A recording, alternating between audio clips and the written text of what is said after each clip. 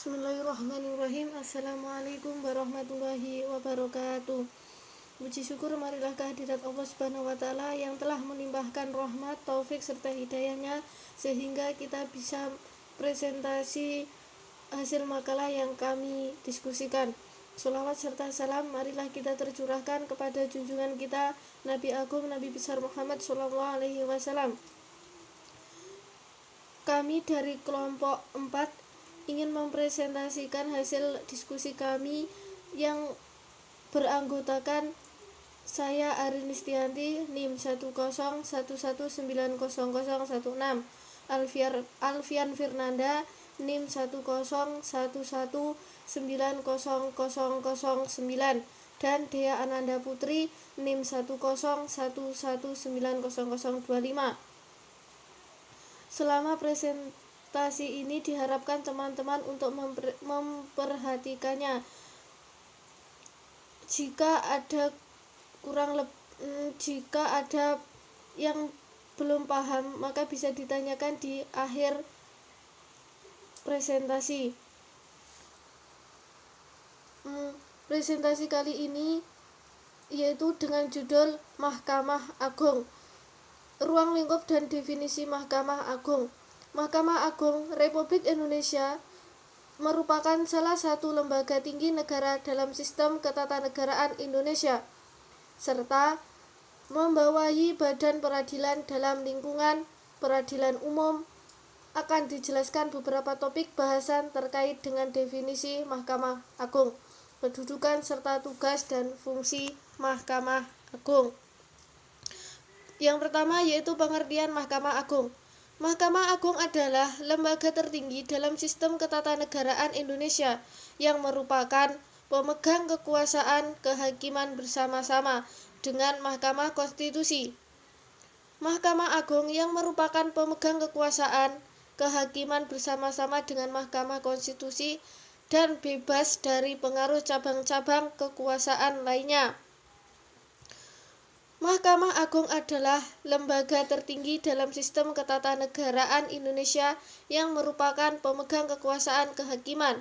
Bersama-sama dengan Mahkamah Konstitusi, Mahkamah Agung membawahi badan peradilan dalam lingkungannya, peradilan umum, lingkungan peradilan militer, lingkungan peradilan tata usaha negara. Saat itu lembaga Mahkamah Agung berdasarkan pada Undang-Undang Nomor 48 Tahun 2009 tentang Kekuasaan Kehakiman. Undang-undang ini juga telah mencabut dan membatalkan berlakunya Undang-Undang Nomor 4 Tahun 2004. Selanjutnya akan dipresentasikan oleh Mbak Alfian Firnanda. Terima kasih. Saya akan melanjutkan presentasi dari Arin Listianti yang B, yaitu landasan yuridis.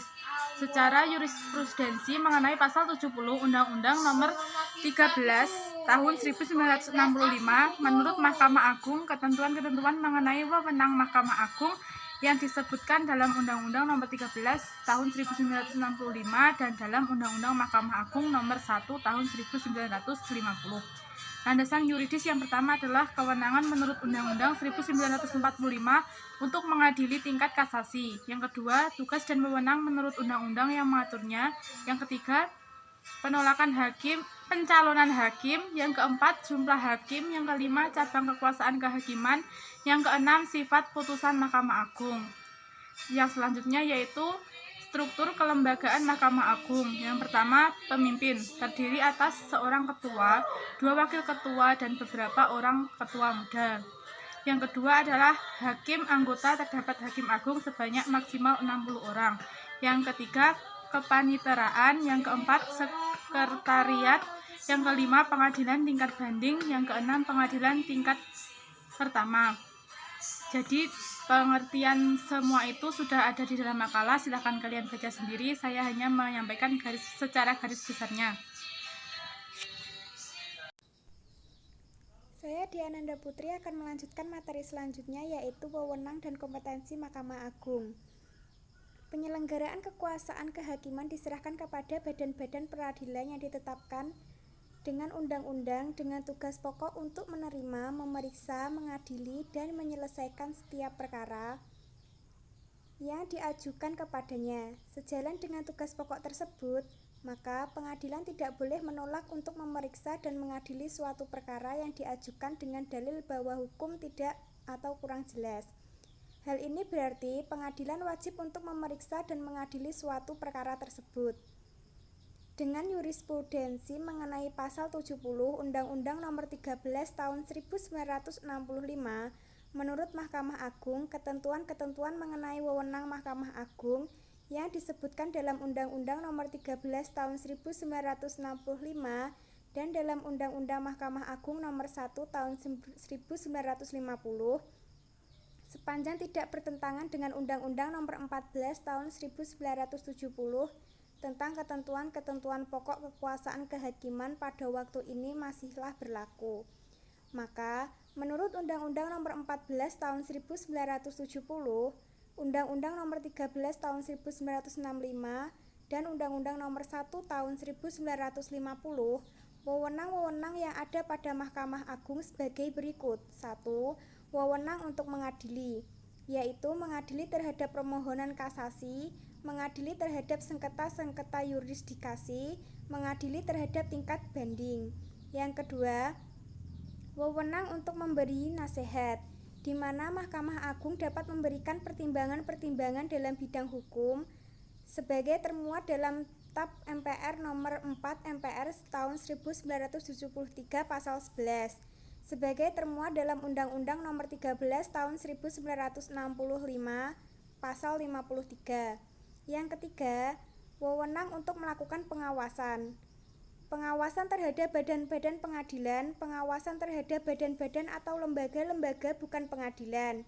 Yang keempat, wewenang untuk mengatur swebigma termuat dalam Undang-Undang Nomor 1 Tahun 1950 Pasal 131.